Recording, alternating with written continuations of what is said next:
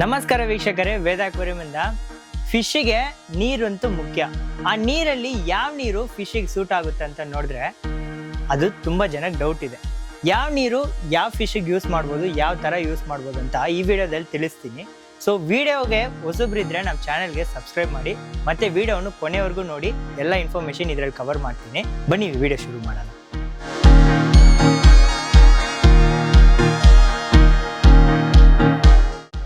So fish tank ಅಲ್ಲಿ ನೋಡಿದ್ರೆ 3 ತರ ನೀರು ಯೂಸ್ ಮಾಡ್ತಾರೆ.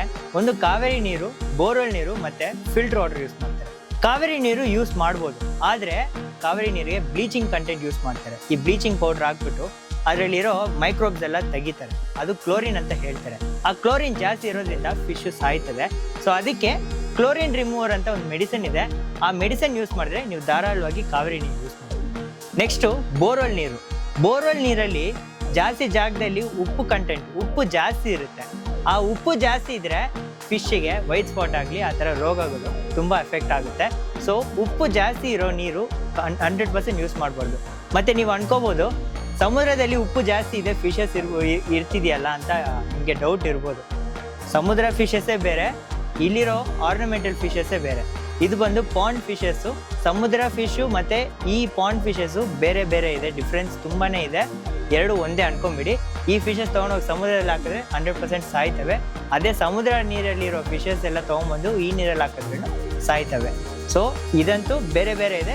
ಈ ಬೋರ್ವೆಲ್ ನೀರಲ್ಲಿ ಉಪ್ಪು ಕಂಟೆಂಟ್ ಅಂದರೆ TDS, ಟೋಟಲ್ ಡಿಸಾಲ್ವ್ಡ್ ಸಾಲಿಡ್ಸು. ಸೊ ಆ TDS ಬಂದು ನೀವು ಒಂದು 150 ಆವ್ರೇಜಾಗಿ ಮೇಂಟೈನ್ ಮಾಡಿದ್ರೆ ತುಂಬ ಚೆನ್ನಾಗಿರುತ್ತೆ. ಆದರೆ ಈ ಗಪ್ಪಿ ಫಿಶಸ್ಸು, ಗೋಲ್ಡ್ ಫಿಶಸ್ಗೆಲ್ಲ ಒಂದು 400 ಅಪ್ ಟು 400ವರೆಗೂ ನಿಮ್ಮ TDS ಬೋರ್ವೆಲಲ್ಲಿ ಇದ್ದರೆ ಆರಾಮಾಗಿ ಯೂಸ್ ಮಾಡ್ಬೋದು. ಅದನ್ನೇ ಯೂಸ್ ಮಾಡ್ಬೋದು ಫಿಶಸ್ಗೆ. 400ಗಿಂತ ಹೆಚ್ಚಿದ್ರೆ ನೀವು ಯೂಸ್ ಮಾಡಲೇಬಾರ್ದು, ಫಿಶ್ಗೆ ತುಂಬಾ ಇಂಪ್ಯಾಕ್ಟ್ ಆಗುತ್ತೆ. ಆದರೆ ಈ ಸೌತ್ ಅಮೆರಿಕನ್ ಸಿಚ್ಲೇಟ್ ಆಗಲಿ, ಆಫ್ರಿಕನ್ ಸಿಚ್ಲೇಟ್ ಆಗಲಿ, ಅವಕ್ಕೆ ನೀವು 500ಇಂದ 550, 600ವರೆಗೂ TDS ಇರುವಂಥ ನೀರು ಯೂಸ್ ಮಾಡ್ಬೋದು. ಬೇರೆ ಫಿಶಸ್ಗೆ 400 ಕಡಿಮೆನೇ ಕಂಪಲ್ಸರಿ ಇರಬೇಕಾಗುತ್ತೆ. ಬೋರ್ವೆಲ್ ನೀರಿಗೆ ಉಪ್ಪು ಕಮ್ಮಿ ಮಾಡೋದಕ್ಕೆ ಯಾವ ಥರ ಸೊಲ್ಯೂಷನ್ ಇಲ್ಲ. ನೀವು ಕಮ್ಮಿ ಮಾಡಬೇಕಂದ್ರೆ borewell plus RO water mix ಮಾಡಬೇಕಾಗುತ್ತೆ. ಒಂದು 25% ಬೋರ್ವೆಲ್ ವಾಟ್ರು ಮತ್ತು 75% RO ವಾಟರ್. RO ವಾಟರ್ ಅಂದರೆ ವಿತೌಟ್ ಕಾಪರ್ ವಾಟರ್.